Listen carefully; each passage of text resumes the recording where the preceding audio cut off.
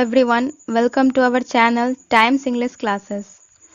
आज हम सीमस हेने की पोएम द फॉलोवर को लाइन बाय लाइन हिंदी में डिस्कस करने वाले हैं। सीमस हेने has been known as the most important Irish poet since Yeats।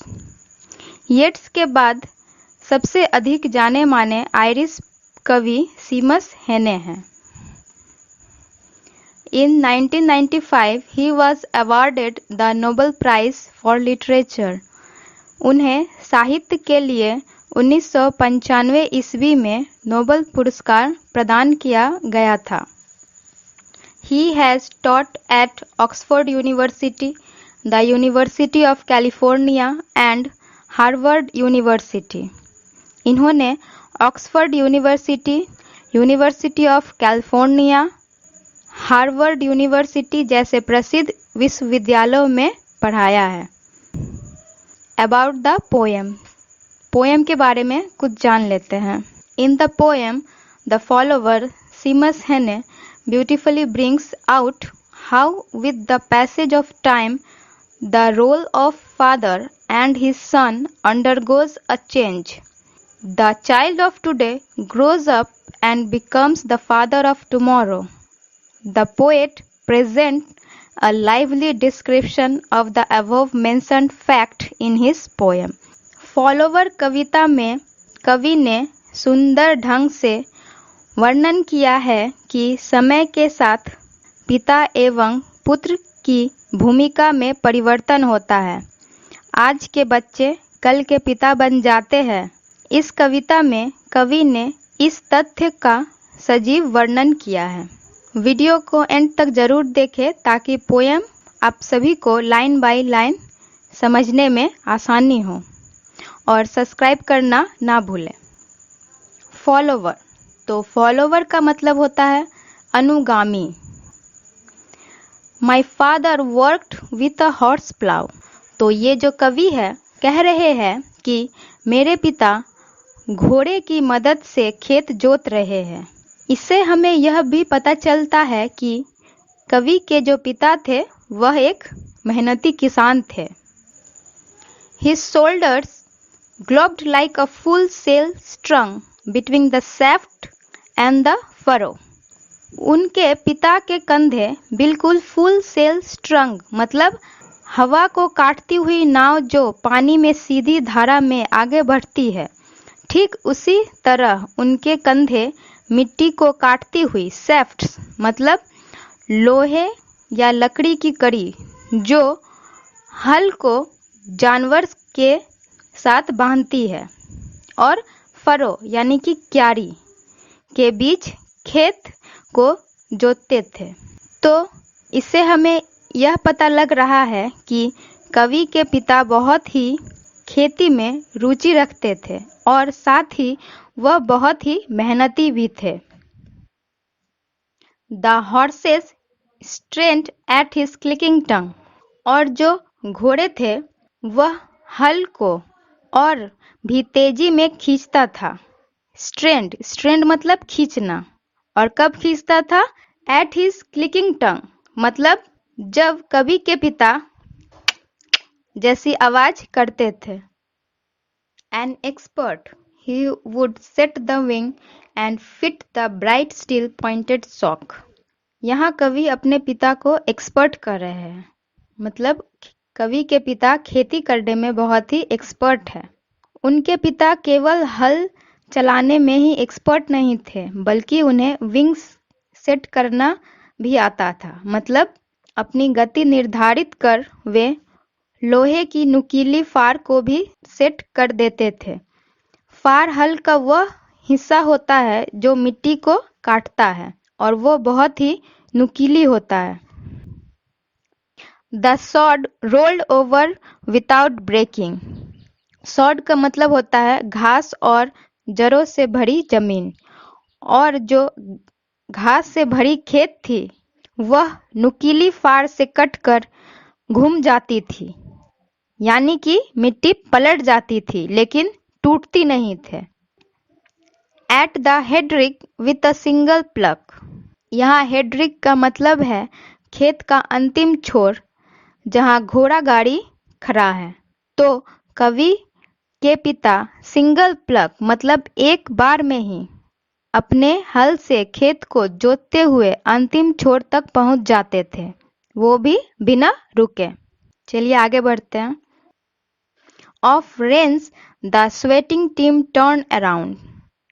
Of Reigns का मतलब है लगाम के साथ और स्वेटिंग टीम का मतलब हुआ यहाँ कवि के पिता और उनके घोड़े, यानी कि उन कवि के पिता और घोड़ा पसीने से भीगे हुए उस खेत के अंतिम छोर से मुड़कर and back into the land कहाँ आ जाते थे? वापस अपने खेत पे।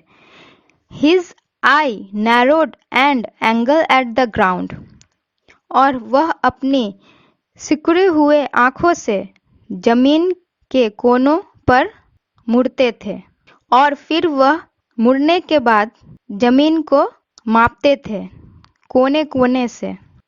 Mapping the furrow exactly, furrow यानी क्यारी, क्यारी को वो नापते थे कि वो बिल्कुल ठीक प्रकार से हुआ है या नहीं। इस पैराग्राफ से यह पता चलता है कि कवि के जो पिता है वह खेत को इस प्रकार से जोतते थे जिससे हर एक क्यारी एक समान हो। आई स्टम्बल्ड इन हिज हॉबनेल्ड वेक। तो इससे पहले की जो लाइनें थी वह कवि अपने पिता के बारे में बोल रहे थे। अब यहाँ से कवि खुद के बारे में बताना चाह रहे हैं। आई स्टम्बल्ड इन हिज हॉबनेल्ड वेक मतलब कवि कह रहे हैं मैं अपने पिता के हॉबनेल वेक यानी कि उबड़ खाबड़ मार्ग पे लड़खड़ा जाता हूँ। स्टम्बल्ड मतलब लड़खड़ाना। Fell sometimes on the polish sod, fell मतलब गिर जाना। मैं उनके पॉलिश सॉड मतलब जोता हुआ जमीन पर गिर जाता हूँ। पॉलिश्ड इसलिए कहा गया है क्योंकि कवि के पिता ने बहुत ही बारीकी से खेत को जोता है। Sometimes he rode me on his back, कभी कभी वे मुझे अपने पीठ पर चढ़ाते थे।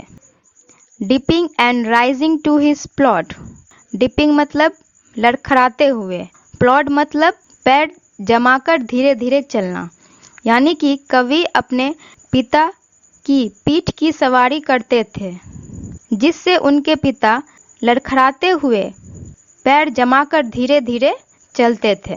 इससे हमें यह पता चलता है कि कवि अपनी बचपन की बातें कह रहे हैं।